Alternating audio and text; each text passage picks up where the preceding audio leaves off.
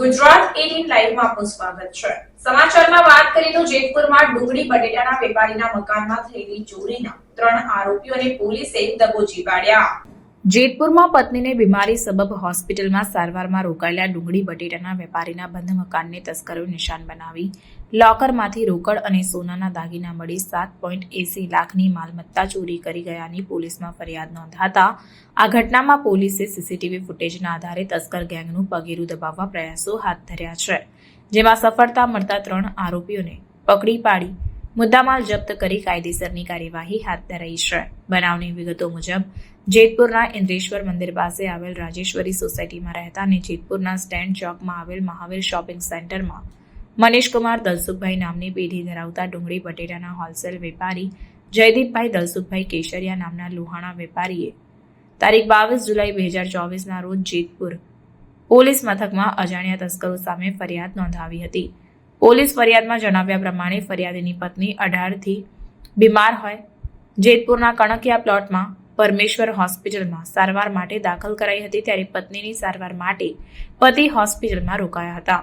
ગત તારીખ 22 અને 23ના બપોરે પિતાજીના ઘરે જમીને પોતાના મકાને આંટો મારવા ગયા ત્યારે મકાનનો મેઇન દરવાજો તૂટેલો હતો અને રસોડાનો દરવાજો પણ તૂટેલો અને દરવાજામાં બાખુરું પાડી તસ્કરોએ ઘરમાં પ્રવેશ કર્યો હતો। ત્યારે વેપારીના બંધ મકાનમાં ઘૂસેલા તસ્કરોએ તિજોરી તોડી તેમાંથી ધંધા વેપાર માટે રાખેલા 3.85 લાખની રોકડ, રૂપિયા 3.95 લાખની કિંમતના 15.8 તોલા સોનાના દાગીના મળી કુલ 7.80 લાખની માલમત્તા તસ્કરો ઉઠાવી ગયા હોવાની ફરિયાદ નોંધાવતા પોલીસે તપાસના ચક્રો ગતિમાન કર્યા હતા।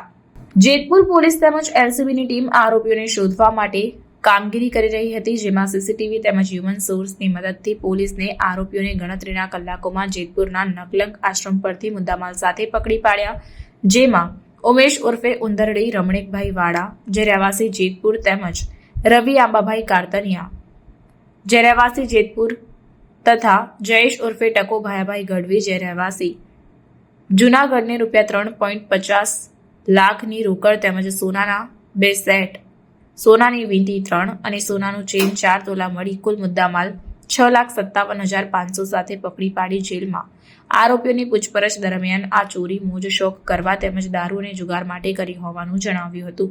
તેમજ આરોપીઓ દિવસના સમયે બંધ મકાનના તાળા જોઈ રેકી કરતા અને ત્યારબાદ રાત્રિના સમયે ચોરી કરતા હતા, જેમાં 2 આરોપીઓ ઉમેશ ઉર્ફે ઉંદરડી ઉપર જેતપુરમાં ચોરી, લૂંટફાટ અને દારૂના 19 જેટલા ગુના નોંધાયેલા છે, જ્યારે આરોપી જયેશ ઉપર જૂનાગઢમાં ચોરી તેમજ દારૂના કેસ નોંધાયેલા છે, જ્યારે રવિને આ કામ માટે બંને આરોપીઓને રૂપિયા આપી આ કામને અંજામ અપાયો હતો। પોલીસે 3 આરોપીઓની ધરપકડ કરી તેઓને જેલના સળિયા પાછળ ધકેલીને કાર્યવાહી હાથ ધરી છે। કેસરિયા જયદીપ દલસુખભાઈ ચોરી થઈ તમારા મકાનમાં, તમને કઈ રીતે જાણ થઈ?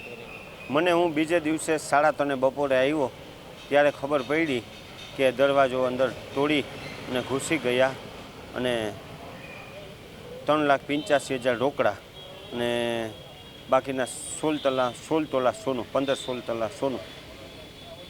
પછી મેં 3:30 વાગે બપોરે પોલીસ સ્ટેશને ફરિયાદ કરી। હું દવાખાનાના કામમાં હતો, મારા વાઈફને દાખલ કર્યા હતા એટલે હું દવાખાને હતો। હા, પરત થયો બીજે દિવસે બપોરે 3:30 ત્યારે ખબર પડી।